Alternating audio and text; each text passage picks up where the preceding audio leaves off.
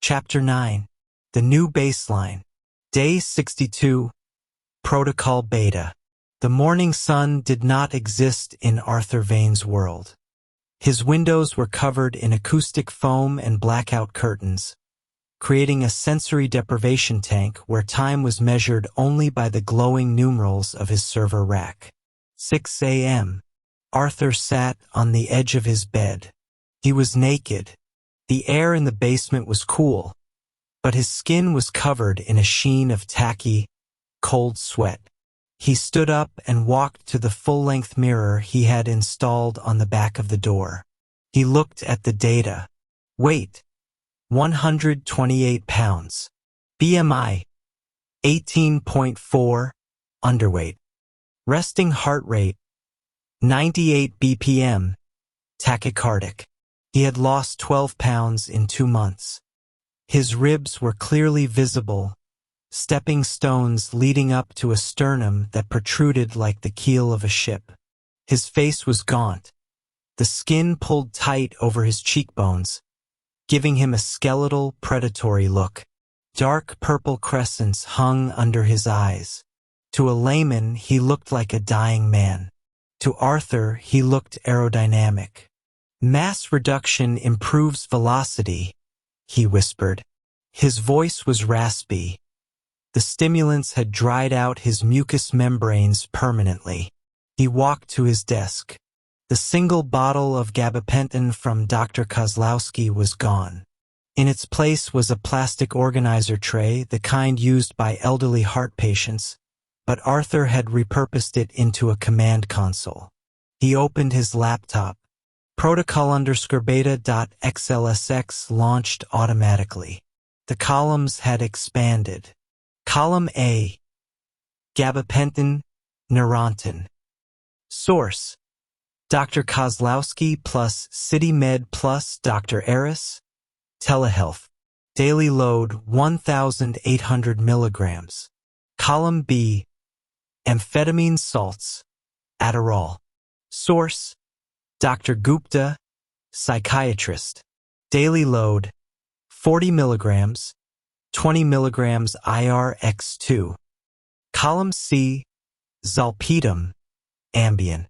Source: Dr. Gupta.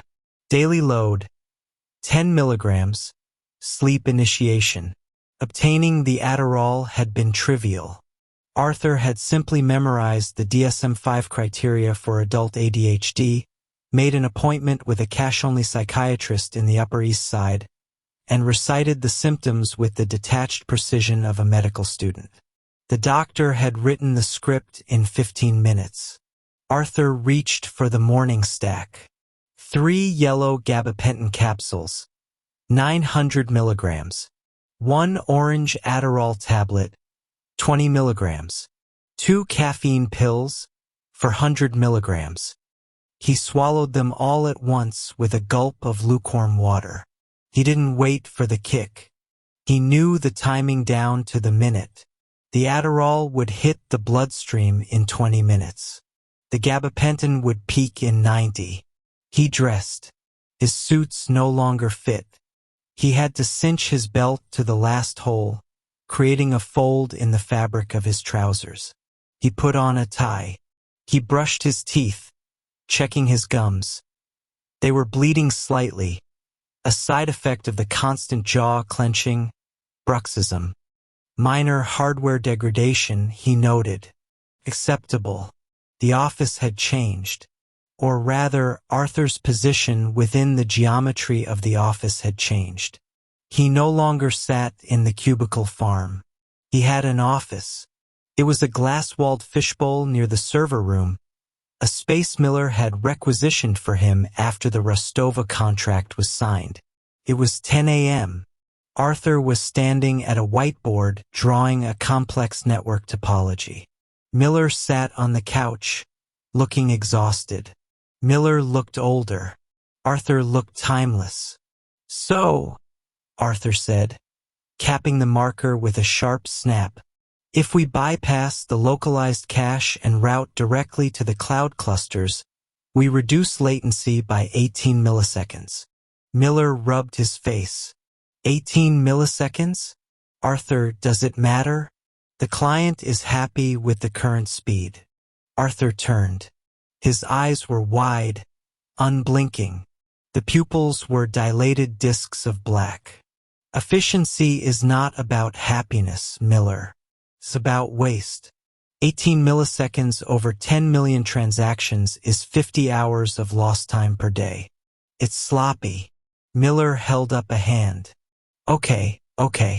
Do it. Just, Jesus, Arthur. Do you ever sleep? Sleep is a maintenance cycle, Arthur said. I've optimized it. There was a knock on the glass. It was Elena. She opened the door. She was wearing a cream-colored dress that cost more than Arthur's rent. She looked at Miller, then at Arthur. Miller, can you give us a minute? She asked. Miller stood up, looking relieved to escape the intensity of the room. All yours. He's overclocked today. Miller left. Elena closed the door. She didn't sit. She walked up to the whiteboard, studying Arthur's diagram. You're rewriting the entire back end, she said. The back end was rotting, Arthur said. He felt the familiar, electric hum of the Adderall vibrating in his teeth. He felt powerful. He felt attractive. Elena turned to him. She stepped into his personal space. 2 months ago, this would have paralyzed him. Now, he inhaled the scent of her vanilla perfume like it was oxygen. You look thin, Arthur, she said softly. She reached out and touched his lapel. You're disappearing. I'm refining, Arthur corrected. Getting rid of the bloat. Elena looked at his eyes. She saw the dilation. She saw the tremor in his hands, which he was currently hiding by gripping the marker. We have the gala tonight, she said. The merger celebration. You're coming. It's on the schedule, Arthur said. Good. She lowered her voice. Because the VP of Operations is going to be there. I showed him your work on the data shards. He wants to meet you. He's talking about a director-level role for the new division. Director. The word hit Arthur like a second dose of amphetamines. Director. That meant 6 figures. That meant power. That meant he could afford better doctors, cleaner drugs, a higher grade of existence. I'll be there, Arthur said. Arthur, she said, pausing. Maybe eat something before you come? You look like a ghost. I'll consume appropriate calories, he promised. She left. Arthur watched her go. He waited until she turned the corner. Then he dropped the marker. His hand was shaking so badly he couldn't hold it anymore. The 10 a.m. crash was coming early. The metabolism of the 128-pound body was burning through the chemicals faster than the spreadsheets predicted. He needed a top-up. He looked through the glass wall. The office was busy. Eyes everywhere. He couldn't use the bathroom again. People were starting to notice his frequency. He sat behind his desk. He opened the bottom drawer. He had taped a spare bottle of gabapentin to the underside of the desk surface. He reached under, popped the cap, and shook 2 pills into his palm. He masked the motion by pretending to cough, throwing the pills into his mouth and swallowing them dry. 600 milligrams. He checked his watch. 10:15 a.m. He had 8 hours until the gala. He needed to be perfect for the VP.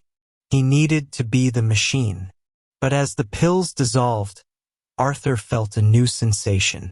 A sharp, stabbing pain in his lower right flank. Kidneys his mind supplied. Filtration stress. He ignored it. He opened a new spreadsheet. He began to model the conversation he would have with the VP, scripting every possible question and answer, optimizing the dialogue for maximum impact. He was decaying, yes, but he was winning.